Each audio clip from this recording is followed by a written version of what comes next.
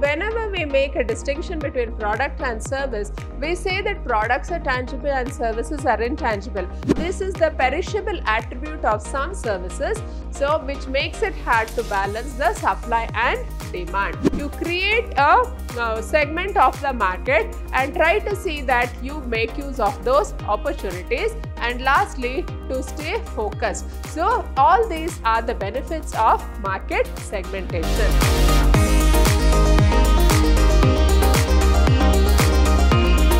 Hello everyone, I am Purnima, faculty in the Department of Commerce and Management, Vidyashram First Grade College, Temple of Excellence, Mysuru.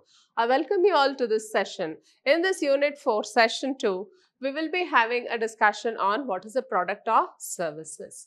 So, a product is a tangible item that is put on the market for acquisition, attention or consumption, while a service is an intangible item which arises from the output of one or more individuals. So, we are considering about what is a product and what is a service. So, we all know that product is a bundle of utilities and a product is something of value or it is anything which we purchase so that we can make use of it ultimately.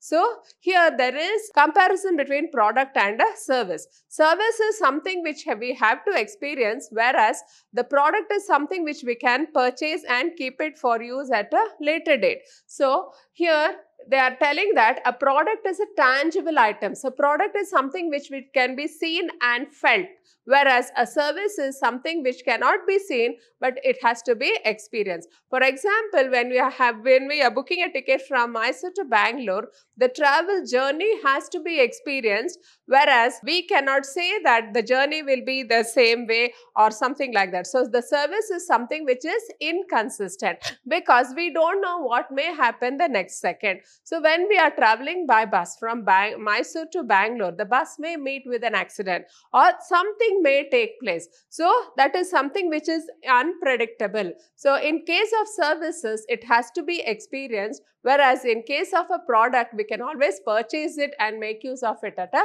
later date. So, product is a tangible item that is put in the market for acquisition, attention or consumption, while a service is an intangible item which arises from the output of one or more individuals. So, service is something which we have to make use of simultaneously. Whenever the service provider gives the service, so immediately we have to make use of the service. So, we cannot postpone that service.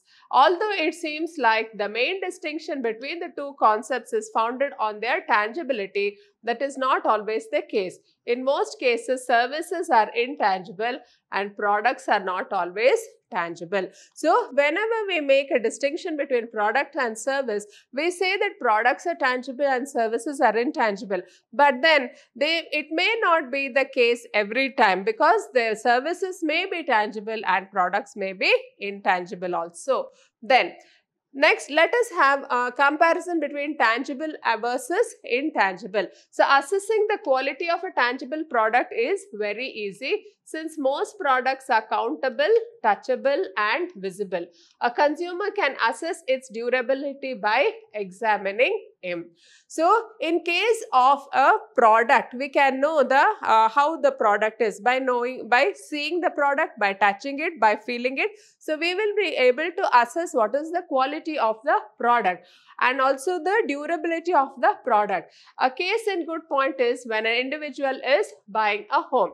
So, for example, if you take the example of a purchase of a home, suppose somebody is planning to buy a house. So, he will go and examine how the house is made up, what is the construction of the house, layout of the house, and what are the materials which have gone in for construction, what is the material of the doors, windows, and what is the kind of paint they have used, and all other things can be checked, each and everything can be inspected, and then we can make a final decision. So, the buyer will check every nook and corner of the house, including the attic, basement, foundation and each individual room and more. So, the buyer will inspect all aspects of the house.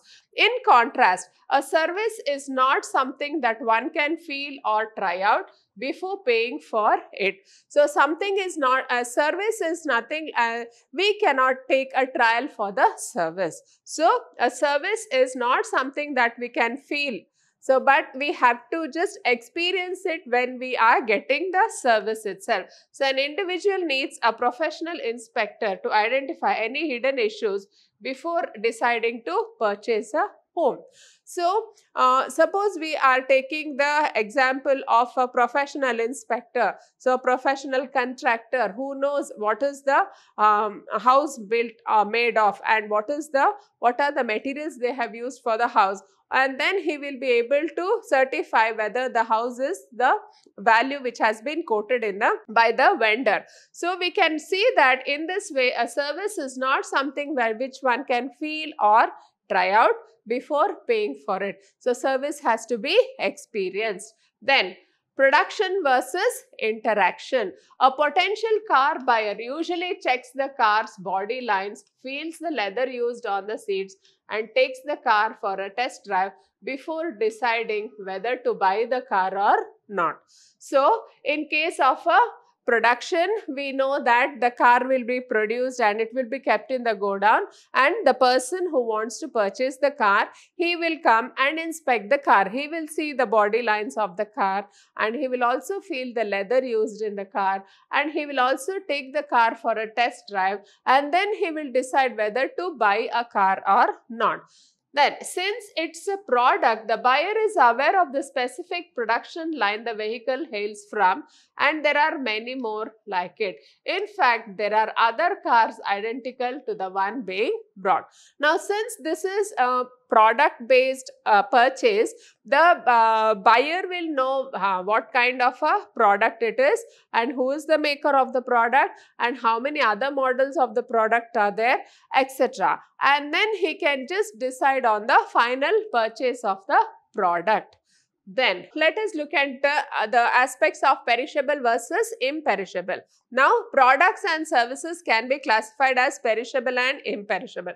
So, there are perishable products, there are imperishable products. Now, what are perishable products? Those which perish or those which get spoiled very fast. For example, take the example of the flowers, fruits and vegetables, etc. So, they have a very short span of life. Max to max, they may come for almost 3 to 4 days, and after that they start spoiling. But then in case of imperishable products, they don't perish at all. For example, you take the example of consumer durables or certain food grains, they can be stored for a very long period. Now, let us take the example of a perishable product here. So, the best way to illustrate perishable products is to consider a restaurant owner. If such an individual does not understand the concept of spoilage and waste reduction, he risks ruining his business, since most of the fresh food spoil within a few days. Now, a restaurant owner will best understand what is a perishable product, because most of the food which he has prepared, it has to be consumed that day itself. Otherwise, for the next day, the food gets spoiled. Now, he should know exactly what is the amount of food he has to prepare every day in his restaurant. Otherwise, he will have to face the risk of spoilage of food. Then, some tangible products like software become obsolete at some point. Imperishable products include items like jewelry and automobile parts. So, some intangible products like software. So, we also see that there are a lot of latest software which are coming up, and these software, they become obsolete at some point of time. So, imperishable products include items like jewelry and automobile parts. So, we know that example of gold. So, gold is something which is imperishable. So, neither the value reduces nor the value of the gold will always go higher and higher, and the gold will always have its value wherever you take it. It will have its own value. And then the automobile parts. So, whatever the automobile parts are there, so they also have value. So, we should understand that the goods are made of perishable and imperishable products. Then, next, perishable services such as airline flights, auto repair, theatre entertainment and manicure. If an individual purchases an air ticket for a particular day and then he suffers a cold and is not able to travel, the ticket expires. The perishable attribute of some services make it hard to balance supply and demand. Now, perishable services are like the airline flight ticket. Suppose you are You intend to travel from Mysore to Bangalore by flight. So you take a air ticket and you just have to travel by yourself in order to experience the flight service. But then if for some reason you are not able to board the flight on that day, then you have fearing the risk of losing that service. So the ticket expires. So the next day you cannot make use of the same ticket and take the flight. So this is the perishable attribute of some services, so which makes it hard to balance the supply and demand.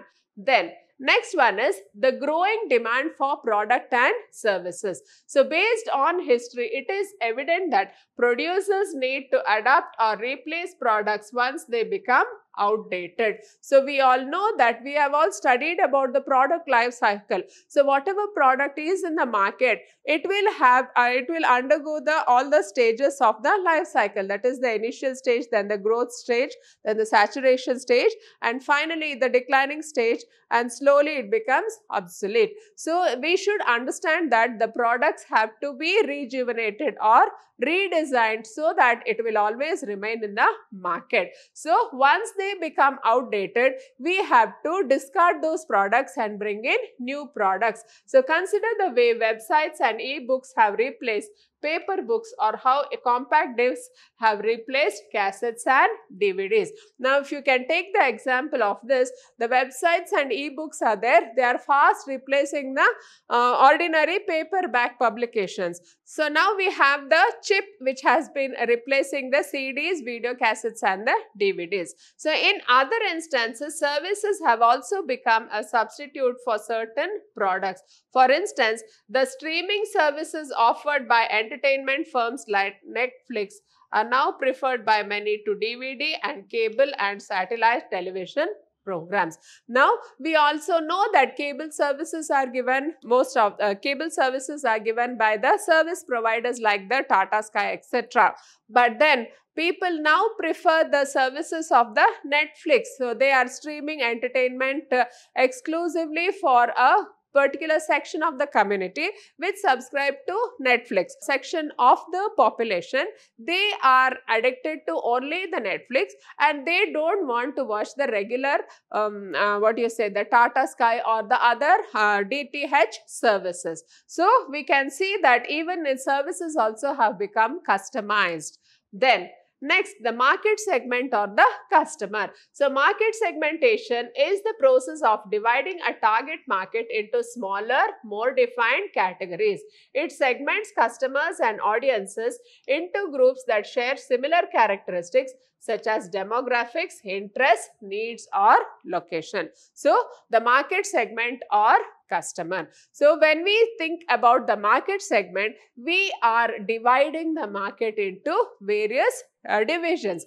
Now, what is the basis of the division? The division can be on the basis of geographical basis, it can be on the basis of demography, or it can be on the basis of any other convenient mode which is convenient for the marketing manager. So, market segmentation means you are just creating a target market for your products. So, whatever the products you have manufactured, you have to decide who is the customer for your product. Now, whom should you target in order to see that your products get sold in the market? So, the target market means you are dividing the market into smaller sections so that you target them and make them and induce them to buy the product. So, it segments customers and audiences into groups that share similar characteristics such as demographics, interests, needs or location. So, in other words, market segment means dividing the market on the basis of demographics, on the basis of interest, on the basis of need or on the basis of location.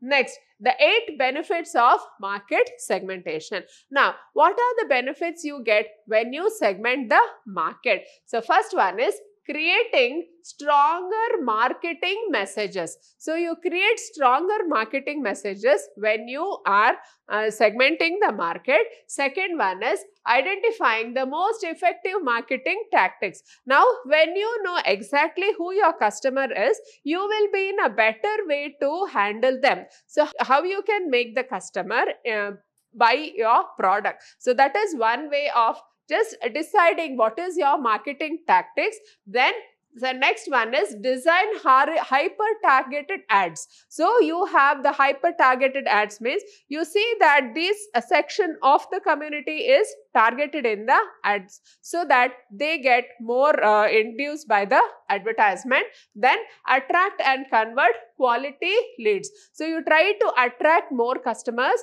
and then convert them into quality leads. Then differentiate your brand from the competitors. You try to differentiate your brand from the competitors.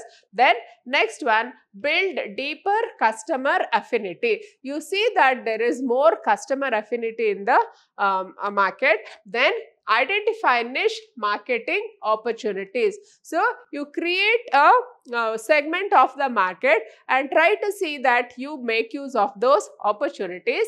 And lastly, to stay focused. So all these are the benefits of market segmentation. Then the 4 types of market segmentation. So how do you just segment the market? So in this, the first one is the demographic segmentation. Now what do we mean by demographic segmentation? It is a segmentation based on the demography of the particular people residing in a particular region. For example, in the case of a demographic segmentation of India, so you have the Indian subcontinent, which is divided into so many states, and each state has its own language, its own culture, its own religion, its own way of life. So all these are unique. So each state has its own uniqueness. So for each state, you have to just see what is the kind of a product you are making and how you are trying to attract the people of that particular state. So in demographic segmentation, you just have a study of the people of each area. So what are the people, their social customs, and then what is the culture they are following, and then what is the way of dressing, their income, etc. So you have a detailed study of the people of that particular region, and then you just see what is the way in which you can approach them. Then second one is the psychographic segmentation. Now in the psychographic segmentation, we have an analysis of the people. Then next one is the behavioral segmentation, and in this behavioral segmentation, we will be having an analysis of the behavior of the consumers.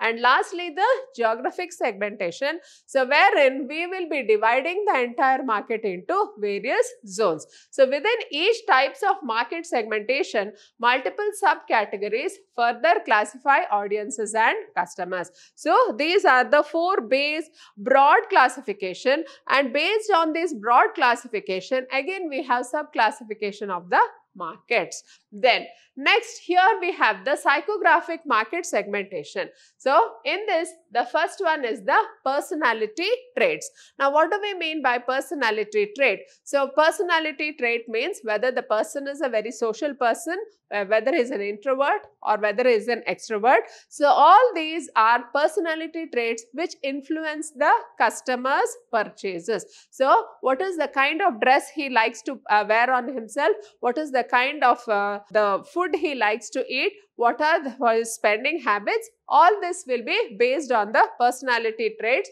Then second one is the values. So what kind of the values he follows, so that we have to take into consideration his attitudes, interests, lifestyle. So lifestyle of the customers.